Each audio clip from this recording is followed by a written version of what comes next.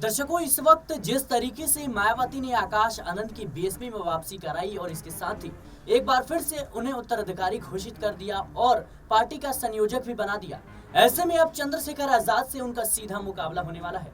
आपको बता दें कि लोकसभा चुनाव में चंद्रशेखर आजाद ने नगीना लोकसभा सीट से जीत दर्ज करके संसद का रास्ता तय कर लिया, लेकिन मायावती ने अब युवा चेहरे को एक बार फिर से चुनावी मैदान में उतार दिया है। बीएसपी पार्टी की जिस तरीके से हाल रही है लोकसभा चुनाव में, यह किसी से छुपी नहीं है, लेकिन अब आकाश आनंद सीधे तौर पर चंद्रशेखर आजाद से मुकाबला करते हुए नजर आएंगे। एक दलित युवा चेहरा और कहीं ना कहीं चंद्रशेखर आजाद भी हैं और आकाश आनंद भी हैं। ऐसे में अब बीएसपी की कमान जो है आकाश आनंद के हाथ में है और मुकाबला उत्तर प्रदेश के मुकाबला जो है वो काफी दिलचस्प देखने को मिल सकता है।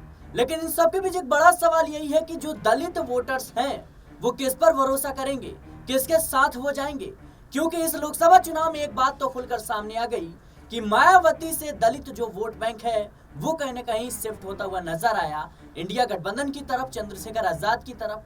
बताते चले कि जिस तरीके से मायावती इस बात की उम्मीद में थी कि शायद वो अकेले लोकसभा चुनाव लड़ेंगी, मुस्लिम प्रत्याशियों को मौका देंगी, जाति समीकरण को देख करके तमाम रणनीति बनाएंगी, तो शायद बीएसपी की वापसी हो जाए। लेकिन विपक्ष ने जिस तरीके से मायावती के ऊपर आरोप लगाए भारतीय जनता पार्टी की मदद करने के, उसके बाद से देखा गया कि जो दलित वोट बैंक है वो इंडिया गठबंधन के साथ जुड़ता हुआ नजर आया।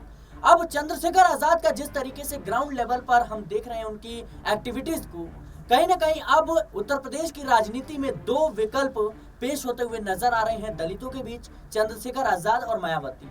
लेकिन मायावती इस बात को बखूबी समझती है कि बीएसपी पार्टी एक भी सीट ना जीत पाना और चंद्रशेखर आजाद का नगीना लोकसभा सीट से जीत दर्ज कर पाना उत्तर प्रदेश की राजनीति में कई सवाल खड़े करता है। मायावती का जिस तरीके से सियासी रसूख रहा है, अपने आप में कई सवाल उठ रहे हैं कि आखिर मायावती की वह कौन सी रणनीति रही जो साल 2024 के लोकसभा चुनाव में फेल होती हुई नजर आई।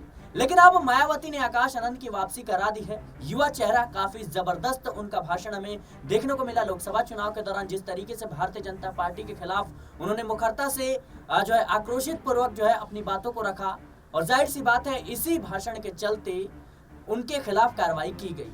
लेकिन अब बड़ा सवाल यह है कि जो दलित वोट बैंक है, क्या एक बार फिर से मायावती पर भरोसा करेगा? क्या आकाश आनंद दलित वोट बैंक अपने पाले में खींच पाएंगे? फिलहाल के लिए इस खबर में इतना ही। देश और दुनिया की तमाम खबरों के लिए बने रहे नेक्स्ट 9 पॉलिटिकल बाइट के साथ।